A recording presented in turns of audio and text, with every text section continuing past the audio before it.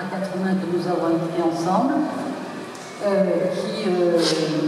qui montre un peu voilà, qui on est, comment on fonctionne, comment on travaille, qui dévoile un peu, comme ça se passe dans les polars, dans les romans noirs et sociaux. Et ce film aura besoin de vous, parce qu'il est distribué par Jour de Fête, le distributeur de François Ruffin et Gilles Perret, mais évidemment par...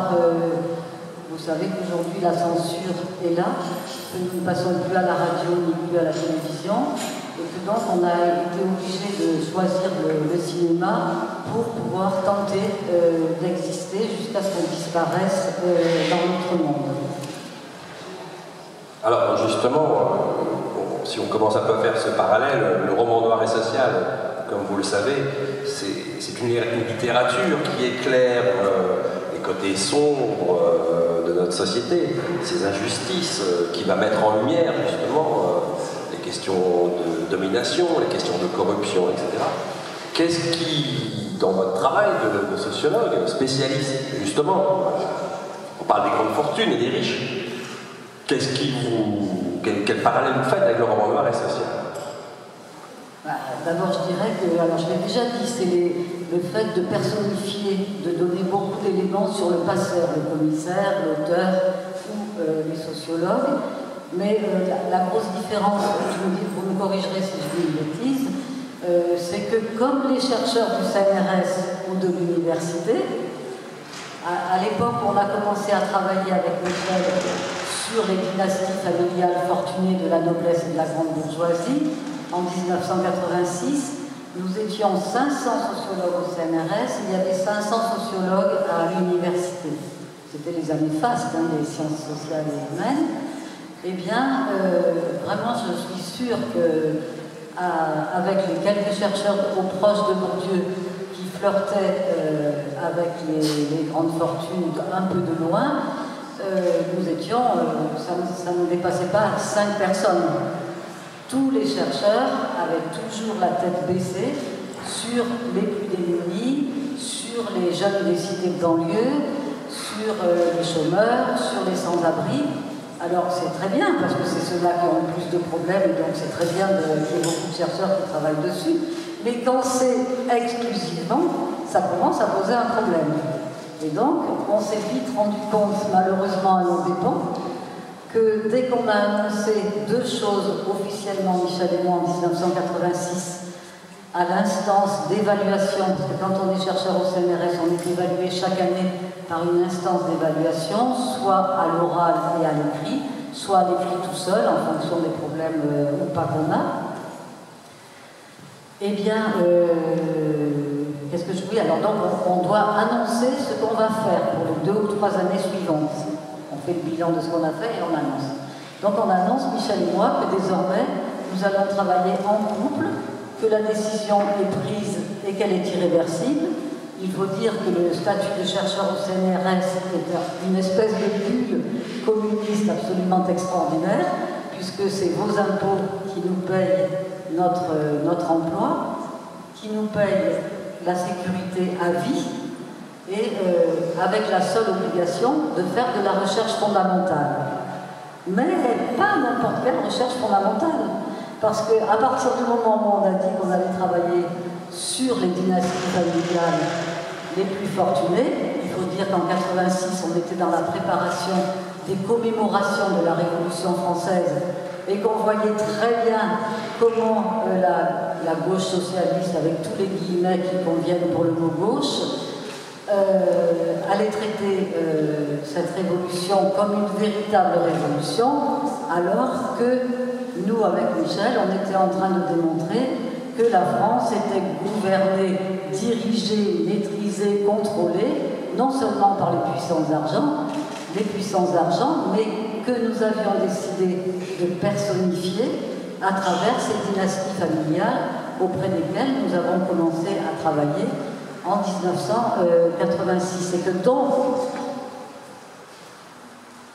c'était tout change pour que rien ne change. La bourgeoisie a fait la même chose que la noblesse, après la Révolution, surtout après au moment de la Restauration, finalement, a créé à son tour de nouvelles dynasties.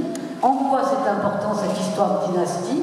C'est que ça permet à cette oligarchie, à cette classe dominante, d'empêcher tout ruissellement de quelque forme de richesse que ce soit, de quelque forme de pouvoir que ce soit, vers les classes moyennes et les classes populaires. Parce que c'est non seulement ce qui est transmis, c'est pas seulement des patrimoines, c'est pas seulement de la richesse économique, de la richesse culturelle, de la richesse sociale et de la richesse symbolique, c'est aussi la transmission du rapport de classe, du rapport social. Tu veux que je continue? Oui, mais ça c'est pas. Là on touche effectivement un sujet important parce que ça, tu peux l'approfondir puisque moi j'ai lu dans ton livre que tu compares finalement ces classes à une forme de communisme. Ah oui, alors tout à fait. Et c'est ça qui est terrible. C'est que comment dire, ce qui s'est passé, donc on raconte tout ça dans nos mémoires. Donc là, je vais essayer de faire court pour que vous puissiez poser des questions et que ce soit un peu vivant. On a tout de suite, très vite, après le premier livre, on a senti qu'on était coopté par cette classe. C'est-à-dire que, par exemple, on leur a mis à tous des pseudonymes. Parce que quand vous êtes chercheur au CNRS, vous devez appliquer la neutralité axiologique. Alors ça, nous, on l'a toujours refusé. C'est pour ça qu'on se sent proche du roman noir et social ou des polars, parce qu'on s'est toujours mis en scène, on a toujours dit qui on était, comment on travaillait, mais de là à faire croire à nos lecteurs que les échantillons sont représentatifs, c'est non, parce que ça ne se passe pas comme ça, dans la vraie vie de recherche, quand on est honnête. Neutralité axiologique, pas question. Et pseudonyme, alors pour les pseudonymes, ça par contre, on n'avait pas réfléchi. Et donc, on avait collé des pseudonymes à toutes les familles qu'on avait interviewées. Pour les nobles, on était allé chercher des noms de nobles éteints, pour ne pas avoir d'ennui. Et puis pour les bourgeois, on avait choisi des gens de la famille de Michel dans les Ardennes, et moi de ma famille de Lyon. On avait collé des patronymes qu'on connaissait, ça ne posait pas de problème.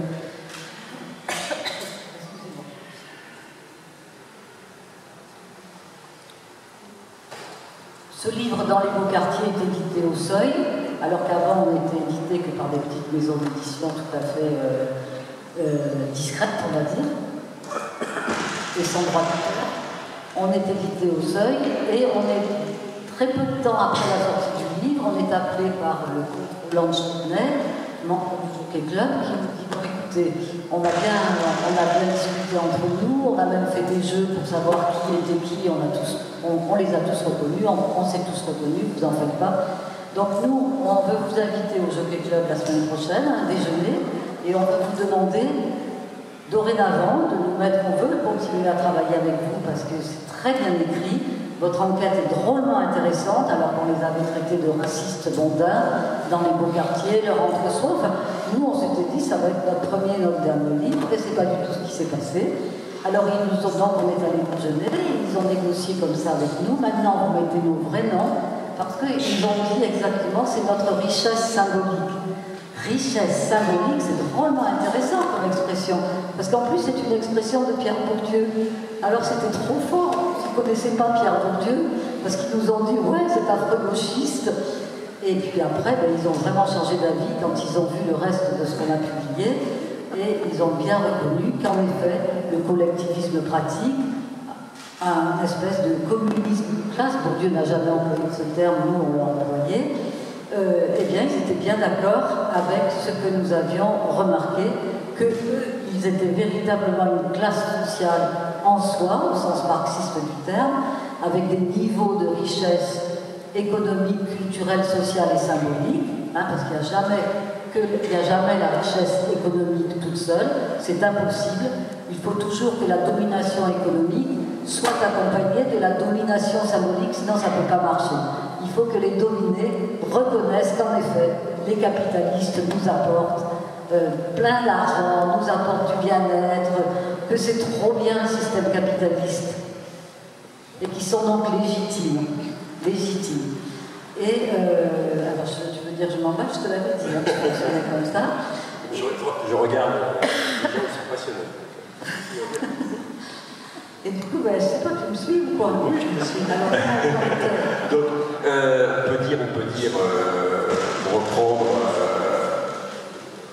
un personnage historique, c'est un vrai cheval de Troie, complètement infiltré au milieu des riches. Ah ben oui, c'est ça, exactement. On est votre cheval de Troie. Donc, si vous voulez, on a donc avec Michel, et ça, c'est la force du couple. Parce que j'aurais été toute seule, comment voulez-vous que si vous n'avez pas quelqu'un dans l'intimité, la complicité la plus forte à partager des histoires pareilles, maintenant, vous mettez nos noms, la seule condition, c'est qu'il faudra nous donner à relire les extraits des entretiens et de tout ce qui portera sur notre famille. Les analyses, on respecte. Ils nous ont dit, mais ce qui concerne nos familles, ça, il faut nous donner à relire. Alors on s'est regardé, Michel et moi, on a discuté, et on s'est dit, c'est la chance de notre vie. C'est ça qu'il faut qu'on fasse. Il faut qu'on accepte, et puis qu'on grimpe jusqu'au cœur du réacteur. Et donc, on a fait, c'est bien écrit dans nos mémoires, hein, franchement. Vous verrez ce qu'on a fait, et encore, on a gardé quelques billes, éventuellement pour un second tome, parce qu'on a fait des choses absolument incroyables.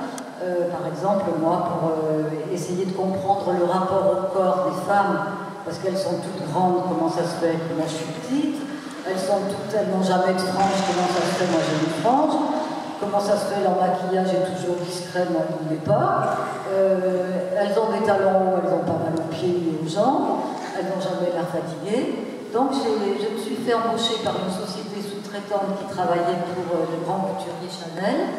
C'était à l'époque où Karl Lagerfeld faisait des collections tout à fait remarquables et remarquées. Et donc j'ai dû essayer donc j'ai eu 6 tailleurs Chanel qui m'ont été livrés dans notre maison de Bourg-la-Reine. Dans le livre, il y a une photo de moi posant dans le jardin. Je ne porte pas bien le tailleur Chanel, mais enfin, on voit que j'y suis bien, que je suis contente. Et puis j'embauche Michel, comme j'étais payée, j'embauche Michel comme chauffeur. Donc il met sa piquette et il conduit chez les clients les plus riches de Chanel. Et comme les tailleurs sont à ma taille, si la dame est grande, c'est moi qui essaye. Alors vous imaginez la situation. Et si elle est petite ou fine, en fait ça va, c'est elle qui essaye directement. Et je dois raconter leurs remarques sur le dessinateur, le grand couturier Karl Lagerfeld. Et moi je suis payée 1000, c'est en 1999, je suis payée 1500 francs. Des francs anciens, sûrement, je ne sais pas, je ne me rappelle plus. J'ai retenu ça, 1500 francs pour chaque entretien, mais sur lequel je devais quand même payer aussi mon Michel. Hein. Et à elle, je leur remets un portefeuille de 4500 € en vente chez Chanel. Vous voyez, l'argent va à l'argent, c'est toujours les riches qui sont les plus gâtés. Donc on a essayé comme ça, on a travaillé avec une grande banque d'affaires privée pour faire un livre, Nouveau patron, nouvelle dynastie, où là on a travaillé sur les patrons les plus riches et des nouveaux patrons qui ont fait leur richesse en une génération, et pour savoir lesquels allaient intégrer le club du Gotha et lesquels seraient au contraire rejetés. Donc vous voyez, on a essayé d'attaquer par tous les plans les châteaux classés monuments historiques, la chasse à cour, la fraude fiscale, la transmission des patrimoines, bien entendu tous les entre-soi des lotissements oligarchiques, tous les entre-soi des conseils d'administration. On a été deux petits lutins toujours présents dans les cocktails où il fallait être, dans les cercles, dans les rallyes. C'est la sociabilité mondaine, si vous voulez, permet à cette classe, dans la joie et la festivité permanente, d'avoir des combats joyeux, et leur combat à eux, c'est faire en sorte que tout change pour que rien ne change. Et ils sont très forts, parce que, comme l'a dit Jean-Yves tout à l'heure, nous avons rencontré, malheureusement pour vous et pour moi, et pour nous, le communisme, là où on ne s'attendait pas du tout à le trouver. Alors, est-ce que j'explique comment ça fonctionne, le communisme là-haut? Oui, bien sûr. Tu crois? Parce que là, vous allez tomber des nues. Mais ça fait rien, j'y vais. Alors, c'est un communisme qui fonctionne de la manière suivante. Chaque représentant de cette classe, qui est toujours coopté. Ce ne sont pas les statisticiens de l'INSEE ni les sociologues qui disent qui fait partie de cette classe ou pas, c'est eux-mêmes qui le décident. Hein, le séparatisme des riches, il va très loin, hein, jusque dans la définition, en principe domaine réservé des sociologues, jusque dans la définition de leur classe en tant que classe. Et tous ceux qui appartiennent à cette classe, qui ont été cooptés par des processus divers et variés, qu'on décrit aussi,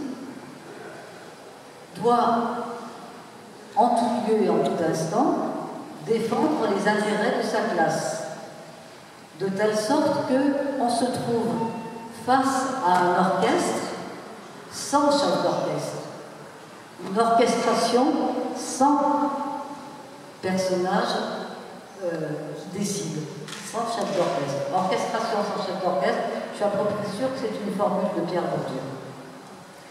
Et donc, alors c'est très fort, parce que après, si vous êtes par exemple, vous êtes un veneur passionné, le veneur c'est celui qui chasse à court, la seule chose qu'on vous demande, c'est d'être le meilleur maître d'équipage de France. Si vous voulez être musicien et pas rentrer dans les affaires, qu'à cela ne tienne, vous serez au top de la musique. Par contre, si vous vous lancez dans les affaires, là aussi, il faudra être au top. Et c'est possible parce qu'ils sont toujours entre eux. C'est pas des familles comme les nôtres, c'est pas papa, maman et petit bébé. Non, bien sûr que ça existe, mais en fait, les grands ont des grandes familles, c'est la famille élargie. Déjà ça. Et puis les grandes familles s'allient à travers des mariages. Les réseaux s'enchassent, s'entremêlent. Quand c'est pas la famille, c'est des institutions multiples, les cercles, les rallyes pour les jeunes, ce sont les think tanks, ce sont toutes formes d'instituts, de Bilderberg, de trilatérales à l'échelle nationale, internationale et aujourd'hui mondialisée, puisque le capitalisme est aujourd'hui totalement mondialisé. Vous avez une toile d'araignée extrêmement finement tissée au-dessus de vos têtes et qui nous étouffe, qui nous esclavagise, qui nous tétanise. Et je pense que si nos livres peuvent plaire, c'est en partie parce que justement nous nous mettons en scène. Parce qu'une telle violence de classe, vous dire que le communisme c'est eux qui le réalisent, qui savent le réaliser, c'est un communisme, je vous l'avoue, de luxe et de pouvoir. Pour un petit nom, c'est plus facile, on est d'accord. Mais il n'en demeure pas moins que leur mode de fonctionnement, c'est une humiliation que nous devons relever. Et nous devons relever en suivant leur exemple, parce que franchement, on est capable de faire ce qu'ils font. La seule chose, c'est que nous, on est divisés. Il y a des égos surdimensionnés qui veulent être président de la République à tout prix. Il y a des tas de choses qui se passent comme ça. Et bien voilà, suivons l'exemple des riches. Je suis désolée de cette impertinence.